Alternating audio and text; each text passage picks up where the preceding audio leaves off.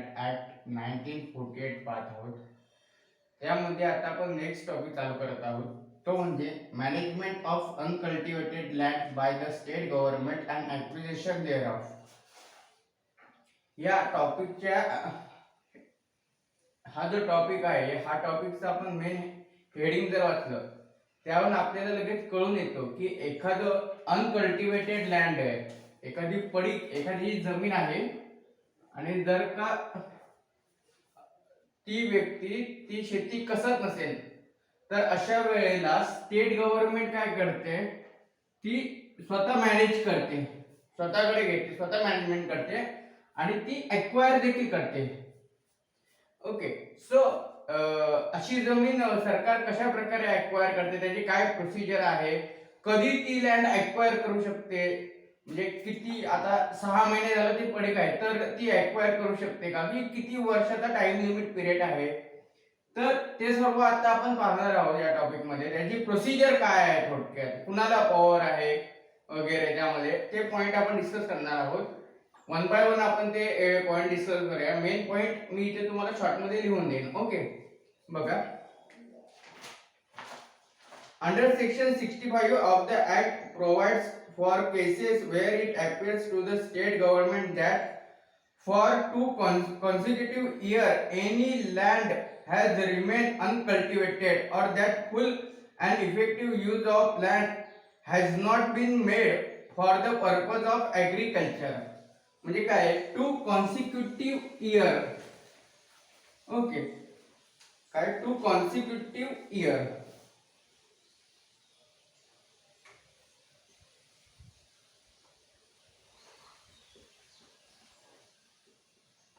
आणि second point काय आहे की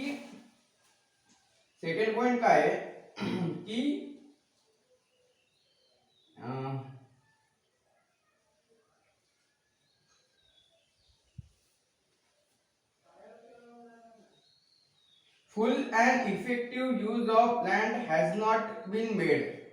Okay, full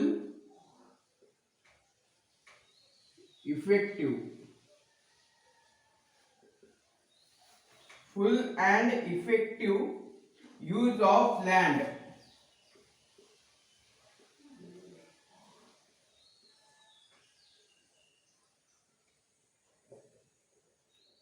has not been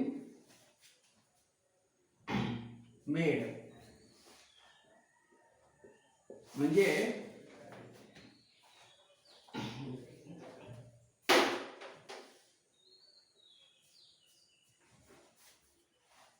म्हणजे एखादं लँड सरकारला एक्वायर करायचं असेल तर त्याच्या 2 कंडिशन आहे. एक म्हणजे ती लँड अनकल्टिवेटेड असणं गरजेचं आहे. The land is uncultivated, but there is 2 condition that the land is uncultivated for 2 consecutive year. सलग 2 वर्ष ती लँड अनकल्टिवेटेड असणं गरजेचं आहे. सलग 2 वर्ष झालं त्या शेतीत कोणी पीक वगैरे काही घेत नाही, कल्टिवेट करत नाही, शेती करत नाही, तर पण ती 2 वर्ष सलग असणं गरजेचं आहे. समजा 2000 मध्ये ती शेती कोणी करत नाहीये, 2001 मध्ये कोण करतंय, 2 मध्ये पण करतंय आणि 2003 मध्ये ती कोणी कसत नाहीये, तर ते असे 2 इयर मोजायचे नाहीत की या 2 वर्षी केली नाही म्हणजे हे एक्वायर करा. तर ते सलग 2000 आणि 2001 असे 2 कॉन्सिक्युटिव्ह इयर, सलग वर्ष जर कोणी कसली नाही तर सरकार ते एक्वायर घेते. किंवा काय, full and effective use of land has not been made, म्हणजे इफेक्टिव्ह यूज जर का त्या लँडचा करण्यात येत नसेल तर अशा वेळेला देखील सरकार ती जागा स्वतःकडे घेऊ शकते. ओके, ह्या 2 कंडिशन आपण म्हणू शकतो की काय कंडिशन आहे जेव्हा सरकार ती जमीन आपल्या ताब्यात घेईल. त्यानंतर पुढे आहे, on account of the default of the holder of such land or for any person within his control. Okay, त्यानंतर in such cases after making such inquiry as it think fit, the state government may declare that the management of the land shall be assumed by the state government. मग आता एखादं land uncultivated असेल, कोणी करत नसेल तर सरकार त्याची काय करतं, इन्क्वायरी करतं. ओके, अधिकाऱ्यांमार्फत वगैरे इन्क्वायरी केली जाते की खरंच हे लँड ॲक्वायर, आणि त्या इन्क्वायरी नंतर असं दिसून आलं की खरंच ही जमीन अनकल्टिवेटेड आहे गेले 2 वर्षापासून वगैरे, सगळी माहिती गोळा झाली की सरकार काय करतं, एक डिसिजन घेतं आणि ती जमीन स्वतः मॅनेज करतं. ओके, म्हणजे स्वतःच्या अंडर ती मॅनेजमेंट करायला घेते. त्यानंतर पुढे काय, एनी डिक्लेरेशन, इथं स्टेट गव्हर्नमेंट आहे हा मुद्दा, सेंट्रल नाही, स्टेट गव्हर्नमेंटला पॉवर आहे. सो त्यानंतर पुढे बघा, management of such land shall be, okay हा झाला state government. Any declaration so made is a final and conclusive, म्हणजे सरकारने ती जमीन आपल्या ताब्यामध्ये घेतलं. ओके, त्यानंतर या इन्क्वायरी नंतर जे काही डिसिजन वगैरे येईल, डिसिजन ते फायनल आणि कन्क्लुझिव्ह आहे.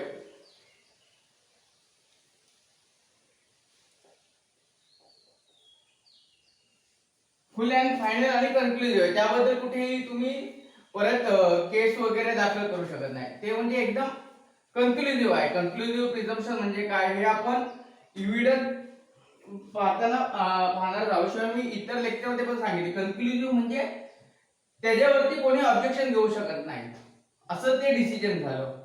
सुप्रीम कोर्टाचं एखादं जजमेंट वगैरे पास झालं, त्याबद्दल आपण कुठं अपील वगैरे नाही, कारण ते कन्क्लुझिव्ह जजमेंट आहे, फायनल अँड कन्क्लुझिव्ह आहे. मग आपण हा ऍक्ट वरती आपण ऑब्जेक्शन घेऊ शकत नाही.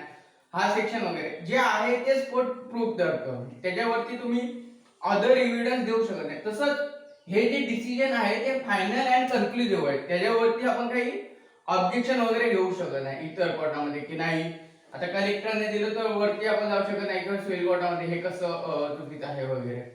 So this decision is final and conclusive. Okay, त्यानंतर नेक्स्ट पॉईंट काय आहे, once such management is assumed the land vested in a state government during the continuity of a management and can be given out on lease at a rent equal to the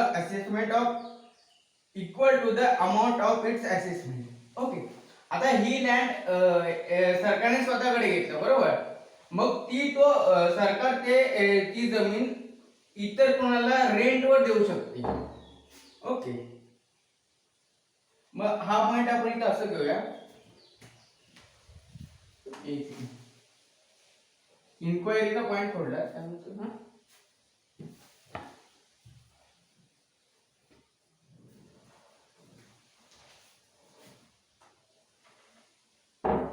इथं असा इन्क्वायरीचा point घेऊया. त्यानंतर decision is final and कन्क्लुझिव्ह. त्यानंतर next point काय आहे तो म्हणजे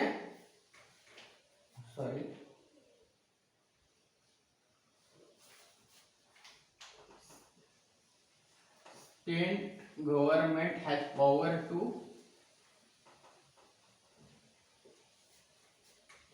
give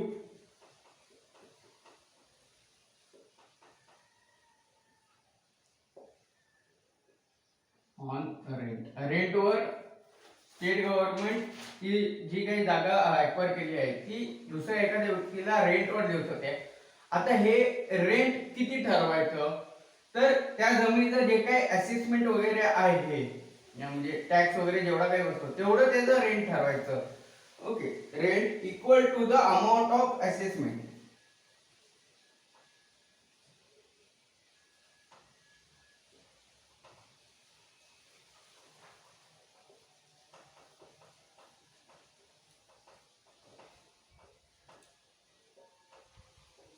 so जे काही असेसमेंट वगैरे आहे वार्षिक, त्या तेवढं रेंट ठरवायचं. ओके, वार्षिक जे काही असेसमेंट वगैरे आहे तेवढंच त्याचं रेंट ठरवण्यात येईल. ओके, त्यानंतर पुढचा पॉईंट काय, if the management of land has been assumed as above on the account of default of the tenant, such a tenant ceases to have any rights privileges under the act in respect of a land which effect from the date on which such management has been assumed.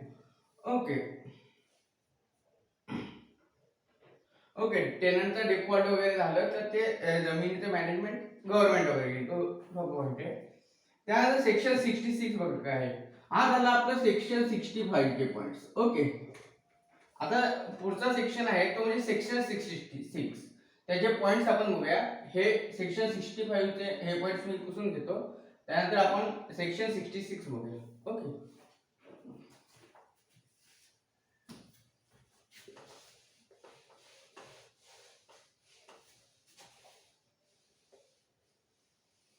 हे पण पुसून घेतो.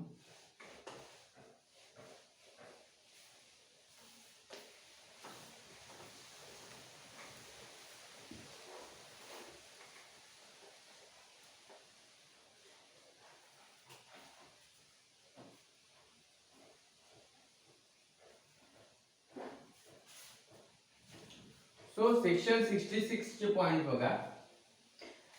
Section 66 provides that if later on it appears to the state government that it would be in public interest to acquire such land, that is land of a management thereof has been assumed by the state government, a notification may be issued to the effect in a official gazette.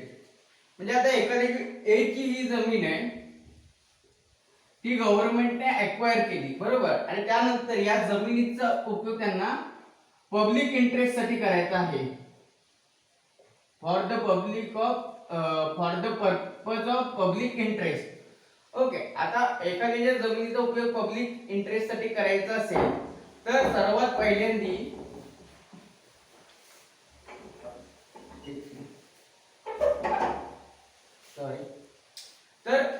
पहिल्यांदी state गव्हर्नमेंटला अशी एक notification द्यावं लागतं official gadget मध्ये की XYZ जमीन आहे तिथं आपण पब्लिक इंटरेस्ट साठी यूज करत आहोत. सो सेक्शन 66 मधला पहिला पॉइंट आपण असा घेऊ शकतो की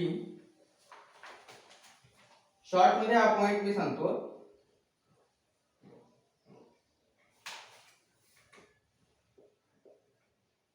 if government if such land is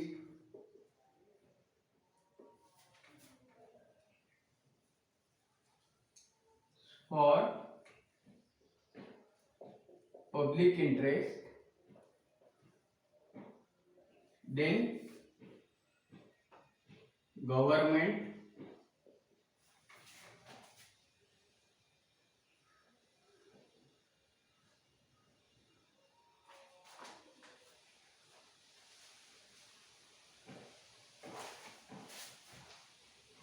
must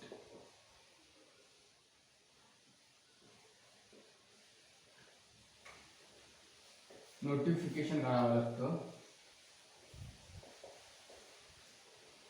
in official gadget मध्ये. ओके,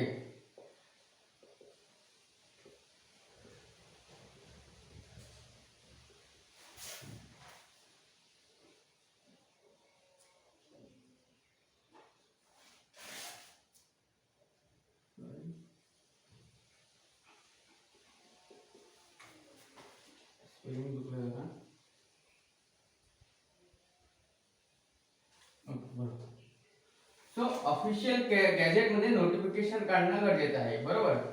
त्यानंतर पुढचा पॉइंट काय बघा. Publicity of such notification is given by collector at convenient place. Okay, so हे जे काही पब्लिश करतील ते कुणी करायचं सर्वात पहिल्यांदी तर कलेक्टरने हे सर्व करायचं ऑफिशियल गॅझेट मध्ये ते काढायचं वगैरे.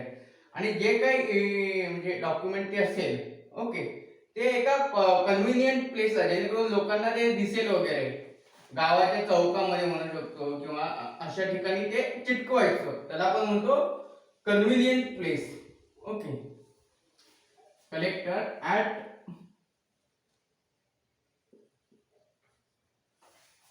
काय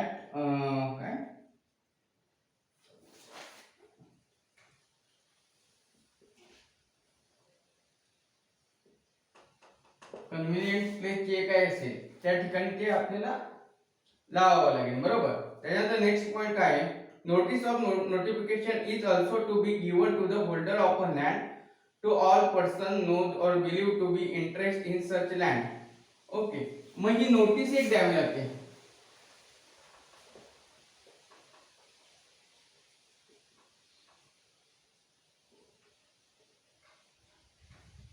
ओके, हा एवढा पॉईंट असतो ते कांदे लेन. तर अशी एक नोटीस द्यावी लागते. तर नोटीस कुणाला द्यायची ही, तर जो लँड होल्डर आहे, त्या जमिनीचा जो मालक आहे ए, त्याला ती नोटीस द्यायची, किंवा त्या जमिनीमध्ये ज्याचा कोणाचा इंटरेस्ट आहे. मग असा इंटरेस्ट कुणाचा, म्हणजे आता ए ने समजा त्याची जमीन मॉर्गेज केली आहे बी कडे, बी ने त्याला पैसे दिले, बरोबर. ते पैसे वसूल करणे म्हणजे बी चा त्यामध्ये इंटरेस्ट निर्माण झाला, बरोबर. जर ए कडे ही जमीन आहे, बरोबर, एक्स नाव आहे, आणि या जमिनीवरती ए ने बी कडून कर्ज घेतले, बरोबर. ए ने मॉर्गेज केली आणि बी कडून 1,00,000 रुपये घेतले, आणि ही जमीन एवढीच ए कडे प्रॉपर्टी आहे, बरोबर. उद्या ही जमीन जर ए कडून गेली तर बी ला काहीच भेटणार नाही. सो जर का गव्हर्नमेंटने एक्स नावाची जमीन स्वतःकडे घेत आहे, तर गव्हर्नमेंटने याला नोटीस काढायची, या व्यतिरिक्त बी ला देखील ती नोटीस काढणं गरजेचं आहे, कारण बी चे पैसे या जमिनीमधून वसूल होऊ शकतात, बरोबर. मग बी ने नंतर ऑब्जेक्शन घेतलं तर गव्हर्नमेंट त्याला पैसे रिटर्न करणार आणि मगच ती जमीन आपल्या ताब्यात घेणार. सो अशा प्रकारे जो लँड होल्डर आहे त्याला नोटीस काढावी लागते. शिवाय त्या प्रॉपर्टी मध्ये ज्याचा कोणाचा इंटरेस्ट इन्व्हॉल्व असेल, जसं यामध्ये बी चा इंटरेस्ट इन्व्हॉल्व आहे, तर त्याला देखील त्यामध्ये नोटीस काढावी लागते. ओके. त्यानंतर काय, the collector must make an inquiry in prescribe manner to determine the value of such land taking into consideration the assessment payable in respect of the land, the profit of. म्हणजे आता कलेक्टरने सगळी inquiry करून त्या जमिनीची value काढायची. Okay, या topic मध्ये किंवा हा जो आपण यामध्ये सर्व पॉवर ही कलेक्टरला दिलेली आहे, सर्वात बेसिक म्हणायचं झालं तर. आणि मग ह्या कलेक्टरने सगळी इन्क्वायरी करून त्या जमिनीचे एक व्हॅल्यू ठरवायची, या जमिनीची व्हॅल्यू किती आहे वगैरे, आणि ती व्हॅल्यू पे करायची, आणि मगच ती जमीन गव्हर्नमेंट स्वतःकडे करणार. तर या जमिनीची व्हॅल्यू कशी कन्सिडर करायची, किती कशा प्रकारे त्या जमिनीची व्हॅल्यू ठरवायची, तर त्यामध्ये 5 पॉइंट त्यांनी दिलेले आहे. ते म्हणजे the assessment payable in respect of land, जे काय त्या लँड जो टॅक्स वगैरे पे करत आहे त्या अंदाजावरून ते काढायचं, किंवा the profit of agriculture and cultivated of a land and of similar land in the locality, त्याच आकाराची जमीन वगैरे किती प्रॉफिट वगैरे त्यामधून घेत आहे. हे पॉइंट आपण आधीच्या टॉपिक मध्ये डिस्कस केलेले आहेत. म्हणजे सेम लँड एखाद्या लोकॅलिटी मध्ये आहे आणि सेम उत्पन्न वगैरे घेत आहे, तिकडे पण ऊस लावतात, तिकडे पण ऊसच लावत होते, त्याच्यामधून किती उत्पन्न वगैरे येते, या सगळ्यांचा विचार करून त्या जमिनीचा एक व्हॅल्यू ठरवण्यात येते. त्यानंतर the price of a crops and commodities in the locality. Okay. त्यानंतर exemption from the assessment and other privileges if any enjoyed by the holder and other person interested in the land. Okay, हा एक point. त्यानंतर any other matters which may be prescribe. अशा सर्व या 5 मुद्द्यांचं consider करून त्या जमिनीची व्हॅल्यू कलेक्टर डिसाइड करतो. ओके, व्हॅल्यू ठरवायची ऑथॉरिटी पण कलेक्टरकडे आहे. ओके, सो आपण इथे असं म्हणू शकतो, हा एक पॉइंट आपण कलेक्टर हॅज पॉवर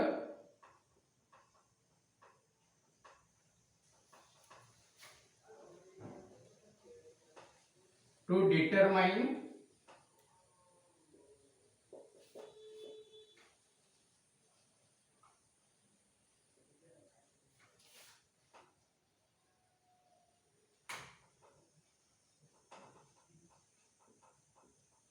ओके त्या प्रॉपर्टीची जी काही व्हॅल्यू वगैरे आहे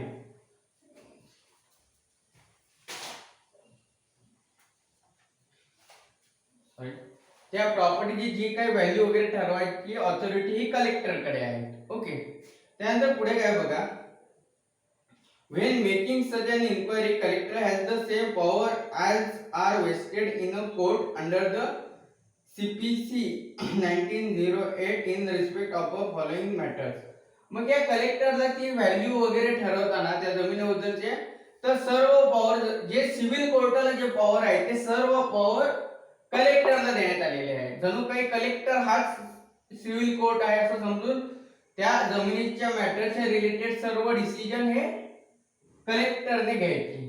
ओके, म्हणजे कोर्टाची जी काही ऑथॉरिटी सीपीसी नुसार कोर्टाला दिलेली आहे ते सर्व पॉवर हे कलेक्टरला दिले. तर कलेक्टरने काय काय करायचं तर बघा, proof of facts by affidavit, त्यानंतर summons and enforcing the attendance of any person and examination him on oath. जी काही कोर्टाची प्रोसिजर असते बघा, कोर्टामध्ये समन्स वगैरे पाठवले जातात, मग पार्टीज येतात, विटनेसेस येतात, त्यानंतर त्यांचं एक्झामिनेशन केलं जातं ओथ वगैरे.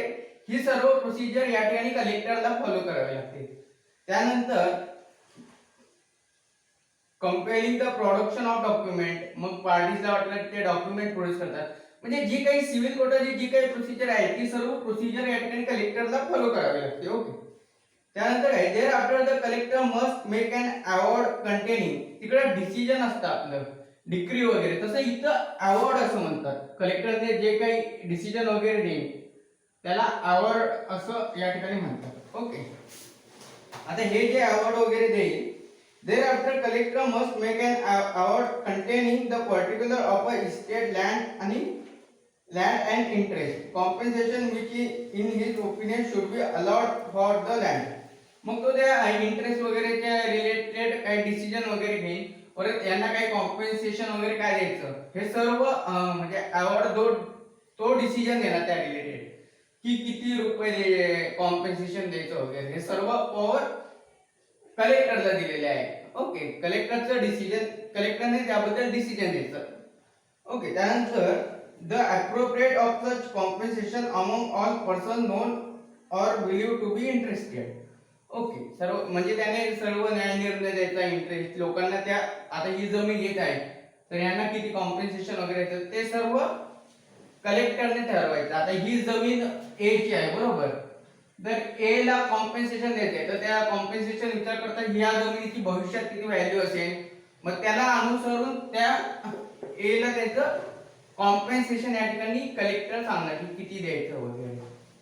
ओके, सो कारण जमिनीची व्हॅल्यू ही वाढतच असते, तर जमीन घेतेवेळी किती कॉम्पेन्सेशन त्या व्यक्तीला द्यायचं हे सर्व कलेक्टरच्या पॉवर आहे. त्यासाठी कोर्टात जावं लागत नाही की मला डॅमेजेस नुकसान भरपाई म्हणून मला वेगळा दावा करायचा नाही कोर्टामध्ये. ओके, म्हणजे कलेक्टर तिथे डिसिजन देणारच आहे, या व्यतिरिक्त एने जाऊन सिव्हिल कोर्टामध्ये दावा दाखल करायचा नाही. मग तिथे मल्टिपल सिटी ऑफ प्रोसिडिंग होऊ शकतं ना, दोन दावे चालू आहेत वगैरे. सो या ठिकाणी कंप्लीट ऑथॉरिटी दिलेली आहे ती म्हणजे कलेक्टरला. त्यानंतर पुढे काय, this award is filed in the office of a collector and is the final and conclusive evidence. So हा पॉइंट इथे लिहितो. आता कलेक्टर ही सर्व प्रोसिजर फॉलो करणार, अवॉर्ड देणार बरोबर, तर कलेक्टरचं जे डिसिजन आहे ते फायनल अँड कन्क्लुसिव्ह आहे. मग या डिसिजनच्या विरुद्ध कुठेही अपील करता येणार नाही, रिव्हिजन करता येणार नाही, किंवा कलेक्टरने डिसिजन दिला आहे मी सिव्हिल कोर्टामध्ये जातो तिथून वेगळं कॉम्पेन्सेशन घेतो, तसं नाही. कलेक्टरचं डिसिजन म्हणजे फायनल डिसिजन. थोडक्यात या ठिकाणी कलेक्टर म्हणजे सुप्रीम कोर्ट, त्याच्या अगेन्स्ट कुठे जायचं नाही असं थोडक्यात इथं समजून घेऊ शकता आपण. Conclusive evidence.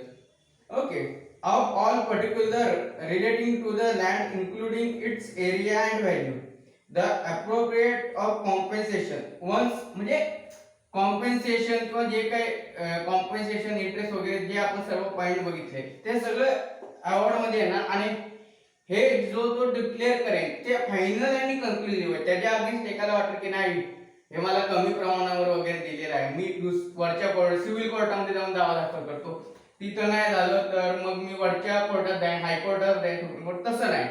इथं त्यांनी ती प्रोसिडिंगच थांबवलेली आहे. कलेक्टरचा डिसिजन फायनल आहे, तुम्ही कुठल्याच कोर्टामध्ये अपील करता येणार नाही, सिव्हिल कोर्टामध्ये वगैरे. Once the award is made the land vested in a government free from all encumbrances. आणि एकदा का असं डिसिजन कलेक्टरने दिलं आणि त्यांना पैसे वगैरे देऊन टाकले कॉम्पेन्सेशन लँड होल्डरला, आणि जो व्यक्ती ज्याचा इंटरेस्ट त्यामध्ये आहे, जसं की मॉर्गेज केलं असेल त्या प्रॉपर्टीचं, तर मॉर्गेजीचं त्यामध्ये इंटरेस्ट वगैरे असणार, बरोबर. तर त्याला देखील पैसे वगैरे देऊन ती जमीन आता नील केली, थोडक्यात असं म्हणू शकतो. सर्वांना काय काय दिलं आणि त्यानंतर ती जी जमीन आहे ती गव्हर्नमेंटला जमा होणार. मग त्याच्यावर कसलेच इन्कम प्रिन्सिपल वगैरे नाही, कोणाला पैसे देणे घेणे कुणाचाही अधिकार नाही. तो पूर्णपणे गव्हर्नमेंटच्या ताब्यात ती जमीन आहे. ओके. मग गव्हर्नमेंट ते पब्लिक पर्पज करता वगैरे यूज करून ते आपण आधी डिस्कस केलेलं आहे. रेंटवर देखील देऊ शकतो. थोडक्यात ही अशी नाही की रेंटवर देणार नाही, कारण की ती पब्लिक इंटरेस्ट करता ती ताब्यात आहे. मग पब्लिक पर्पज साठी तिथे वाटेल दवाखाना करता येऊ शकतो, पब्लिक हेल्थ साठी वगैरे गव्हर्नमेंट. सो अशा प्रकारे त्याची एक प्रोसिजर आहे. कुठल्याही जमिनीवर जाऊन आपण डायरेक्ट हॉस्पिटल वगैरे बांधू शकत नाही. बाबा 2 वर्ष झालं ही काही जमीन कोण कसत नाही, चला बाबा उद्या चिरे वगैरे घेऊन गेले आणि डायरेक्ट तिथं हॉस्पिटल बांधतोय, तर नाही. तर सेक्शन 66 खाली जी काही प्रोसिजर वगैरे दिलेली आहे ती या ठिकाणी फॉलो करावी लागते. ओके. हा त्यामधला एक पॉइंट आहे थोडक्यात. याचे आपण असे शॉर्ट मध्ये पॉइंट केलेले आहेत, त्याचं तुम्ही डिस्क्रिप्शन वगैरे कराल. त्यानंतर फायनल कन्क्लुसिव्ह एव्हिडन्स आहे, कुठल्याही कोर्टामध्ये अपील वगैरे करता येत नाही. ओके.